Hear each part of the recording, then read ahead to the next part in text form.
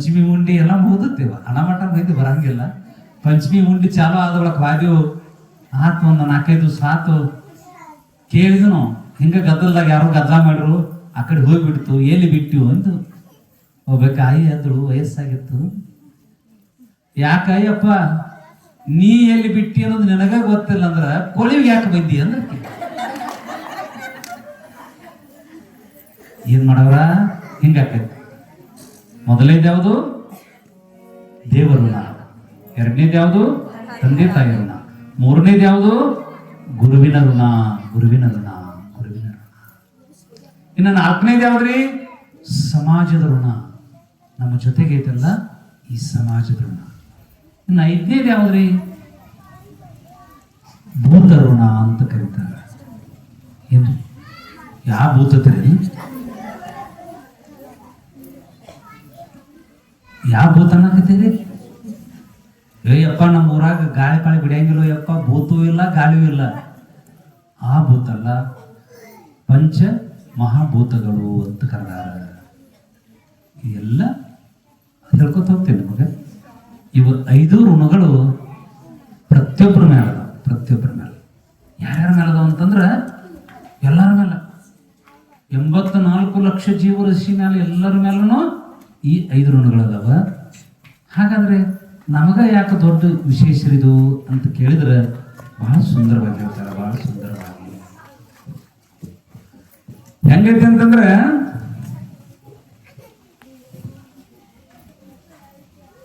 ಎಂಬತ್ನಾಲ್ಕು ಲಕ್ಷ ಜೀವರಾಶಿಯಲ್ಲಿ ಪುನರಪಿ ಜನನಂ ಪುನರಪಿ ಮರಣಂ ಅಂತ ಹುಟ್ಟುತ್ತಾ ಸಾಯ್ತಾ ಎಷ್ಟು ಜನ್ಮಗಳನ್ನ ಕಳೆದೀವಿ ನಮಗೆ ಗೊತ್ತಾ ಇಲ್ಲ. ಏನ್ರಿ? ಶ್ರೀಮಂತ ಜೀವನ ಶಿವಗಳು ಹೇಳ್ತಾರ, ಎಷ್ಟು ಧೂಳಿನ ಕಣ ನಮ್ಮ ಮುಂದೆ ಕಾಣಿಸ್ತದನೋ, ಕಣ್ಣಿಗೆ ಕಾಣದಂತ ಇರುವಂತ ಕಣಗಳದಾವೋ ಅಷ್ಟು ಜನ್ಮಗಳನ್ನು ನಾವೆಲ್ಲ ದಾಟಿ ಬಂದಿದೀವಿ ಅನ್ನೋದನ್ನ ಶ್ರೀಮಂತ ಜೀವನ ಶಿವಗಳು ಹೇಳ್ತಾರೆ. ಹಾಗಾದ್ರೆ ಪರಮಾತ್ಮನ ಋಣ ಎಷ್ಟು ದೊಡ್ಡದ ರೀ? ಮೊದಲು ಪರಮಾತ್ಮ ಎಷ್ಟು ದೊಡ್ಡವದಾನ? ಬಹಳ ದೊಡ್ಡವದಾನ ಪರಮಾತ್ಮ. ಬಹಳ ದೊಡ್ಡ, ಮನಗಟ್ಟು ದೊಡ್ಡವ. ಹಂಗಾದ್ರೆ ಇಲ್ಲಿ ಶಿವಾದ ನೀವು ಹಿಂಗದಾನನ್ರಿ? ಹೆಂಗ್ರಿ ನೀವು ಹಿಂಗದಾನ? ಅವ ನಿರಾಕಾರ ಸ್ವರೂಪನಾರೆ ಪರಮಾತ್ಮ. ಅದಕ್ಕೆ ಅನ್ನ ಬಸವನರು ಒಂದು ಮಾತನ್ನು ಹೇಳ್ತಾರೆ, ಜಗದಗಲ ಮುಗಿಲಗಲ ಮಿಗೆಯಗಲ ನಿಮ್ಮಗಲ ಪಾತಾಳದಿಂದ ತತ್ತ ನಿಮ್ಮ ಶ್ರೀಚರಣ, ಆಕಾಶದಿಂದ ತತ್ತ ನಿಮ್ಮ ಶ್ರೀ ಮುಕುಟ, ಅಗಮ್ಯ ಅಗೋಚರ ಅಪ್ರತಿಮ ಲಿಂಗವೇ ಎನ್ನ ಕರಸ್ಥಳಕ್ಕೆ ಬಂದು ಚುಳುಕಾದಿರಯ್ಯ, ಚುಳುಕಾದಿರಯ್ಯ. ನಿರಾಕಾರಣದಂತ ಪರಮಾತ್ಮ ಬಹಳ ಸೂಕ್ಷ್ಮದ, ಬಹಳ ಸೂಕ್ಷ್ಮ. ಕಣ್ಣಿಗೆ ಕಾಣಂಗಿಲ್ಲ, ಆದ್ರೆ ಅವೆಲ್ಲದ ಈ ಜಗತ್ತು ನಡೆದಿಲ್ಲ. ಹೆಂಗ್ರಿ? ಕಣ್ಣಿಗೆ ಕಾಣಂಗಿಲ್ಲ, ಆಮೇಲದ ಜಗತ್ತ ನಡೆದಿಲ್ಲ. ಹಂಗಾದ್ರೆ ನಿಮ್ಮಲ್ಲಿ ಪ್ರಶ್ನೆ ಹುಟ್ಟಬಹುದು, ಅಜರ ಕಣ್ಣಿಗೆ ಕಾಣಂಗಿಲ್ಲ ಅಂತ ಹೇಳಾಕತ್ತೀರಿ, ಮತ್ತೆ ಹೆಂಗದಾನ್ರಿ?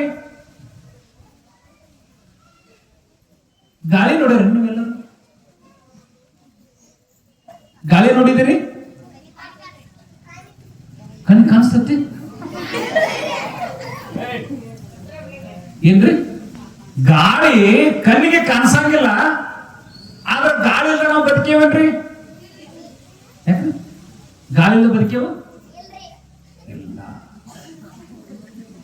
ಹೆಂಗ ಗಾಳಿ ನಮಗೆ ಕಣ್ಣಿಗೆ ಕಾಣಿಸಂಗಿಲ್ಲೋ, ಗಾಳಿ ಇಲ್ಲದ ನಾವು ಹೆಂಗ ಬದುಕಿಲ್ಲೋ, ಹಂಗ ಪರಮಾತ್ಮ ನಿರಾಕಾರಣದಂತ ಪರಮಾತ್ಮ ನಮ್ಮ ಕಣ್ಣಿಗೆ ಕಾಣದೇ ಇದ್ರು ಕೂಡ ಅವನೆಲ್ಲ ನಾವ ಬದುಕಾಕ ಸಾಧ್ಯ ಇಲ್ಲ ಅನ್ನೋದನ್ನ ನಾವೆಲ್ಲ ನೆನಪಿಟ್ಟುಕೊಳ್ಬೇಕಾಗ್ತದೆ, ನೆನಪಿಟ್ಟುಕೊಳ್ಬೇಕಾಗ್ತದೆ. ಬಹಳ ದೊಡ್ಡವದಾನ, ಬಹಳ ದೊಡ್ಡ. ಅವನ ಬಗ್ಗೆ ಎಷ್ಟು ಹೇಳಿದ್ರು ಕಡಿಮೆ ಅದ, ಎಷ್ಟು ಹೇಳಿದ್ರು ಕಡಿಮೆ. ಇಬ್ರು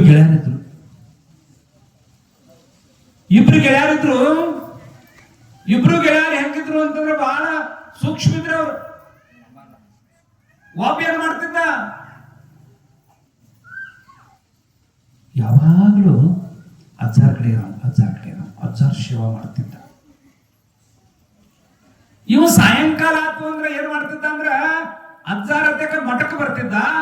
ಇನ್ನೊಬ್ಬ ಗೆಳೆಯ ಏನ್ ಮಾಡ್ತಿದ್ದ ಅಂತಂದ್ರ ಸಾಯಂಕಾಲ ಆತು ಅಂತಂದ್ರ ಕೊಳವೆ ಕ್ರಾಸಿಗೆ ಹೋಗ್ತಿದ್ದ. ಗೊತ್ತಾಕತ್ ನಮ್ಮ ಊರು ಭಾಳ ಶನ. ನಿಮ್ಮದು ಸಣ್ಣ ಸಂಘಟನೆ ಅಲ್ಲೇವ, ದೊಡ್ಡ ಶಕ್ತಿ, ನಿಮಗ್ ದೊಡ್ಡ ಶಕ್ತಿ.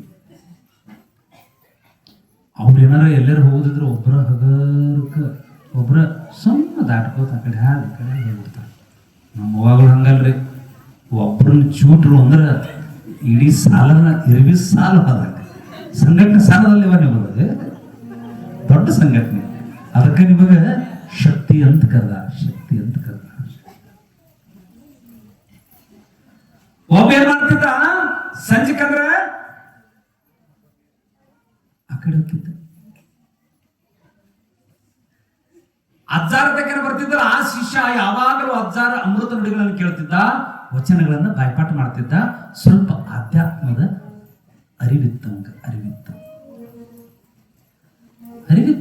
ಅರಿವಿದ್ದಂತ ಸಂದರ್ಭದೊಳಗ ಅವ್ ಏನ್ ಮಾಡವ, ನನ್ನ ಗೆಳೆಯ ಹಾಳಾಗಿ ಹೊಂಟಿದಾನ, ಹೆಂಗಾರ ಮಾಡಿ ಅವನು ಅಜ್ಜಾರ ಕಡೆ ಕರ್ಕೊಂಡ್ ಬರ್ಬೇಕು ಅಂತ ಅವನ ಇಚ್ಛಾ ಆಯ್ತು. ಒಂದು ಸಿಬ್ಬರು ಬೆಳಿಗ್ಗೆ ಕೂಡ್ರು, ಸಂಜೆ ಕೈ ಈ ಕಡೆ ಬರಮ್ಮ, ಅವನು ಆ ಕಡೆ ಬರಮ್ಮ.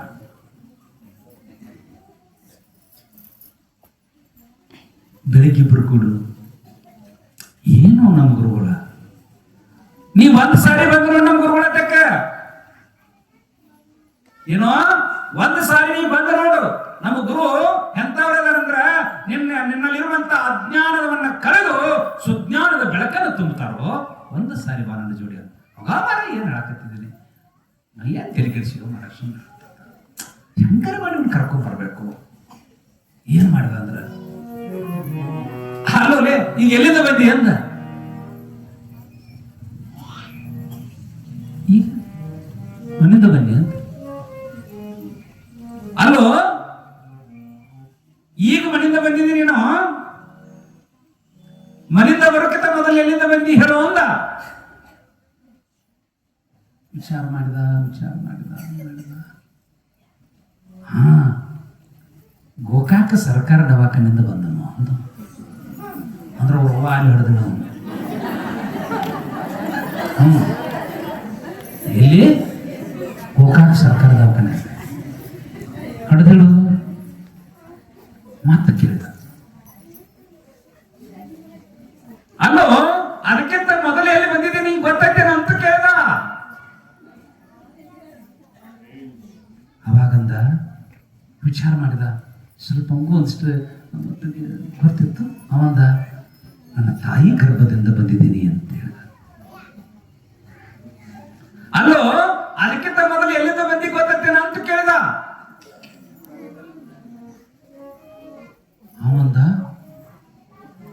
ಗೊತ್ತಿಲ್ಲ ಅಂದ. ಏ ಪಕ್ಕ ಹೇಳೋಕನೆ ಅಂದ. ಹೆಂಗೆ ಕೇಳಿದೀನಿ ಹೇಳಾಕಬೇಕಂದ. ನನಗೂ ಗೊತ್ತಿಲ್ಲ ಅಂತ. ಯಾರ ಮಠಕ್ಕೆ ಬರೋ ಶಿಷ್ಯ ನನಗೂ ಗೊತ್ತು. ಹಂಗಾರ ಈ ಪ್ರಶ್ನೆ ಕೇಳಿದಾಕನಿ ನನಗೆ ಹೇಳಾಕಬೇಕಂದ. ಹೇಳಾಕಬೇಕಂದ್ರೆ ನೀ ಎಲ್ಲಿ ಬರ್ಬೇಕು, ನನ್ನ ಗುರುವಿನ ಹತ್ರ ಬರ್ಬೇಕಂದ. ತಲೆಕೆಡ್ತು ಪ್ರಶ್ನೆ ಉದ್ಭವ ಆತೋದು ಕೂತಿರಲ್ಲ ಅಂದ್ರೆ ತಲೆಕೆಡ್ತು. ಅವಂದ ನಡಿ ನಿಮ್ಮ ಗುರುಗಳನ್ನ ತೋರ್ಸ್ ನಡಿ, ನಾ ಹಾಗೆ ಹೋಗಲ್ಲ ಅಂತ ಕರ್ಕೊಂಡು ಬಂದ. ಮುಂಜಾನೆ ಕರ್ಕೊಂಡು ಬಂದ, ಗುರುಗಳಿಗೆ ನಮಸ್ಕಾರ ಮಾಡಿಸಿದ. ನಮಸ್ಕಾರ ಮಾಡಿ ಯಪ್ಪ ಹಿಂಗೊಂದು ಪ್ರಶ್ನೆ ಕೇಳಿ ಹಿಂಗ ಅಂತ ಹೇಳಿದ್ರು. ಹೌದೇನೋ, ಹಿಂಗಾತು, ಏನಾಗ್ಬೇಕಾಗಿತಿ?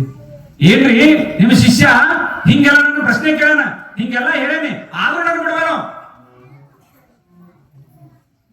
ಮತ್ತೆ ಇವ್ಗೆ ಹೇಳಾಕ ಬರಲ್ಲ ಅಂದ್ರೆ ಯಾಕೆ ಕೇಳಿದ್ರು ನಿಮ್ಮ ಶಿಷ್ಯ?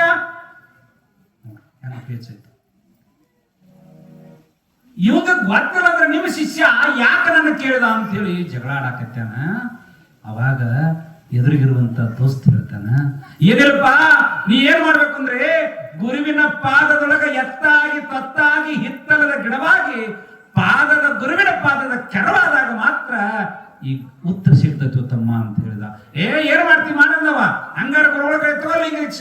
ಲಿಂಗ ದೀಕ್ಷೆ ತಗೋ, ಗುರುವಿನ ಅಮೃತ ಹಸ್ತವನ್ನ ಪಡ್ಕೋ, ಆಮೇಲೆ ನನಗೆ ಉತ್ತರ ಹೇಳ್ತಾರಂತ. ಅಂದುಕೂಲ ಆಗೇ ಹೋಗ್ಲಿ ಅಂದ. ಹೌದು, ಜಳಕ ಮಾಡಕ್ ಕಳಿಸಿರು. ಜಳಕ ಮಾಡಿ ಬಂದ, ಗುರುಗಳು ಲಿಂಗ ದೀಕ್ಷಾ ಕೊಟ್ರು. ಕೊಟ್ಟ ಹಸ್ತ ಮಸ್ತಕ ಸಂಯೋಗ ಮಾಡಿ ತಲೆ ಮ್ಯಾಲ ಕೈ ಇಟ್ಟು ಹೇಳಾಕತ್ತಾರ, ಏನೋ ಮಗು ನಿನ್ನ ಪ್ರಶ್ನೆ ಅಂತ ಕೇಳಿದ್ರು. ಅಜ್ಜಾರ ಎಲ್ಲಿಂದ ಬಂದಿ ಅಂತ ಕೇಳ್ದ.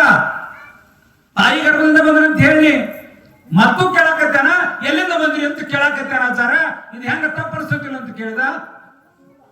ಕೇಳಿದ್ದಕ್ಕೆ ಸರಿ ಇತ್ತು ತಮ್ಮ ಅಂತ ಹೇಳಿದ್ರು. ಅಜ್ಜಾರ ನೀವ್ ಹೇಳ್ತೀರ ಬಂದ? ಹೇಳ್ತಾನಪ್ಪ, ಹೇಳ್ರಂಗಾರ. ತಾಯಿ ಗರ್ಭದಿಂದ ಬರೋಕ್ಕಿಂತ ಮೊದಲು ನಾ ಎಲ್ಲಿದ್ದೆ ಅಂತ ಅನ್ನೋದನ್ನ ಹೇಳ್ರಿ ಅಂತಂದಾಗ ಗುರು ಹೇಳಾಕತ್ಯಾರ, ನೋಡ್ತಮ್ಮ, ತಾಯಿ ಗರ್ಭದಿಂದ ಬರೋಕ್ಕಿಂತ ಮೊದಲು ನೀನು ತಂದೆ ಹೊಟ್ಟ್ಯಾಗ 3 ತಿಂಗಳ ಮೊದಲು ಹುಟ್ಟಿದ್ವು ಅಂತ ಹೇಳ್ತಾರೆ. 3 ತಿಂಗಳ ಮೊದಲು ಹುಟ್ಟಿದೆ ಅಂತ ಹೇಳಿದ್ರು. ಎಷ್ಟು ತಿಂಗ್ಳ್ರಿ? 3 ತಿಂಗಳ ಮೊದಲು ಹುಟ್ಟಿದೆ ಅಂತ ಹೇಳಿದ್ರು. ಏನಾತ್ರಿ?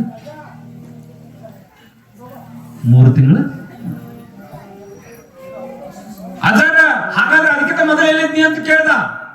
ಪ್ರಶ್ನೆ, ಗುರುವಿನ ಪ್ರಶ್ನೆಯನ್ನು ಕೇಳಾಕತ್ತಾರ. ಗುರು ಹೇಳಾಕತ್ತಾರ, ಅದಕ್ಕಿಂತ ಮೊದಲು ಎಲ್ಲಿದ್ದಿ ಅಂತ ಕೇಳಿದಾಗ ಗುರು ಹೇಳಾಕತ್ತಾರ, ತಮ್ಮ ಅದಕ್ಕಿಂತ ಮೊದಲು ನೀ ಎಲ್ಲಿದ್ದಿ ಅಂತಂದ್ರೆ ಏನು ಅನ್ನ ಪ್ರಸಾದವನ್ನು ಮಾಡಿದಾರೋ ಅನ್ನ ಪ್ರಸಾದದ ಅಗಲಿನೊಳಗ ನೀ ಇದ್ದೋ ತಮ್ಮ ಅಂತ ಹೇಳಿದ್ರು. ನೀ ಇದ್ದು ತಮ್ಮ ಹೇಳಿದ್ರು. ಸುಮ್ಮಾಗ್ಲಿಲ್ಲವ. ಅಜ್ಜಾರ ಅದಕ್ಕಿಂತ ಮೊದಲು ಎಲ್ಲಿದ್ನಿ ಅಂತ ಕೇಳಾಕತ್ತಾನ, ಮತ್ತೆ ಪ್ರಶ್ನೆ ಮಾಡಾಕತ್ತಾನ. ಯಾರಿಗೆ ಪ್ರಶ್ನೆ ಹುಡ್ತದೋ ಗುರು ಅವರಿಗೆ ತಿಳಿಸಿ ಹೇಳಬೇಕಾಗ್ತದೆ. ಗುರು ತಿಳಿಸಿ ಹೇಳಬೇಕಾಗ್ತದೆ. ಹೇಳಿದಂತ ಸಂದರ್ಭದೊಳಗೆ ಮತ್ತೆ ಹೇಳಾಕತ್ತಾರ, ಗುರು ಹೇಳಾಕತ್ತಾರ, ಅದಕ್ಕಿಂತ ಮೊದಲು ಎಲ್ಲಿ ಹುಟ್ಟಿದ್ನಿ ಅಂತ ಕೇಳಿದಾಗ, ತಮ್ಮ ನೀ ಭೂಮಿ ಒಳಗಿದ್ದು ಅಂತ ಹೇಳಾಕತ್ತಾರ. ಭೂಮಿ ಒಳಗಿದ್ದು ಅಂತ. ಆಚಾರ ಅದಕ್ಕಿಂತ ಮೊದಲು ಎಲ್ಲಿದ್ನಿ? ಭೂಮಿಯಾಗಿರೋದಕ್ಕಿಂತ ಮೊದಲು ನೀ ಎಲ್ಲಿದ್ದೀಪ ಅಂತಂದ್ರ ಅಗ್ನಿ ಒಳಗಿದ್ದು ತಮ್ಮ. ಸಿಡಿಲೇನು ಬಡಿದಿತ್ಲ, ಸಿಡಿಲಿನೊಳಗಿದ್ದಿ ಅಂತ ಹೇಳಾಕತ್ತಾರ. ಅಜ್ಜಾರ ಅದಕ್ಕಿಂತ ಮೊದಲು ಎಲ್ಲಿದ್ದಿ ಅಂತ ಕೇಳಿದ, ಏ ತಮ್ಮ ಏನ್ ಗಾಳಿ ಐತಲ್ಲ, ಈ ಗಾಳಿ ಒಳಗಿದ್ದು ತಮ್ಮ ಅಂತ ಹೇಳಿದ್ರು. ಆಚಾರ ಅದಕ್ಕಿಂತ ಮೊದಲು ಎಲ್ಲಿದ್ದಿ ಅಂತ ಕೇಳಿದಾಗ, ಏನು ಮಳಿ ಬರ್ತೈತಿಲ್ಲ ತಮ್ಮ, ಆ ಮಳಿ ಒಳಗೆ ನೀ ಇದ್ದಿ ಅಂತ ಹೇಳಾಕತ್ತಾರ. ಆಚಾರ ಅದಕ್ಕಿಂತ ಮೊದಲು ಎಲ್ಲಿದ್ದಿ ಅಂತ ಕೇಳಿದಾಗ, ಏ ತಮ್ಮ ನೀ ಆಕಾಶದೊಳಗಿದ್ದು ಅಂತ ಹೇಳಾಕತ್ತಾರ. ಮತ್ತೆ ಕೇಳ್ತಾನ, ಅಜ್ಜಾರ ಅದಕ್ಕಿಂತ ಮೊದಲು ಎಲ್ಲಿದ್ದಿ ಅಂತ ಕೇಳಾಕತ್ತಾನ. ಎಷ್ಟು ಸೂಕ್ಷ್ಮ ಇತ್ತಂದ್ರೆ ಈ ಮಾತು. ಅದಕ್ಕಿಂತ ಮೊದಲು ಎಲ್ಲಿದ್ದೆ ಅಂತ ಕೇಳಿದಾಗ ಗುರು ಹೇಳಕತ್ತಾರ, ಅದು ಮುಂದೋಗೋದು ಬೇಡ, ಆಕಾಶದಾಚೆ ಇರುವಂತ ಪರಮಾತ್ಮ ಅವನ್ ಯಾರು ಅಂದ್ರೆ ನಿರಾಕಾರಣದಂತ ಪರಮಾತ್ಮ. ಜಗದಗಲ ಮುಗಿಲಗಲ ಮಿಗೆಯಗಲ ಹೇಳಲಿಲ್ಲ ಅಂತ ಪರಮಾತ್ಮನ ತೆಕ್ಕ ನಾವು ನೀವು ಎಲ್ಲರೂ ಇದ್ದವರು. 84 ಲಕ್ಷ ಜೀವರಾಶಿ ಕೂಡ ಎಲ್ಲಿಂದ ಬಂದೈತಿ ಅಂತಂದ್ರೆ ಅದು ಆಕಾಶದಿಂದ ಆಚೆ ಇರುವಂತ ಪರಮಾತ್ಮನಿಂದ ಬಂದದ್ದು. ಅಂತ ಪರಮಾತ್ಮ ನಮ್ಮನ್ನು ಇಲ್ಲಿ ಶ್ರೇಷ್ಠವಾದ ಮಾನವ ಜನ್ಮವನ್ನು ಕೊಟ್ಟು ಕಳಿಸ್ಯಾನು ಅಂತಂದ್ರ ಇದು ನಿಮ್ಮೆಲ್ಲರ ಪುಣ್ಯ, ಅದು ಭಾಗ್ಯ ಅನ್ನೋ ಮಾತನ್ನ ತಮ್ಮೆಲ್ಲರಿಗೆ ತಿಳಿಸ್ತಾರೆ.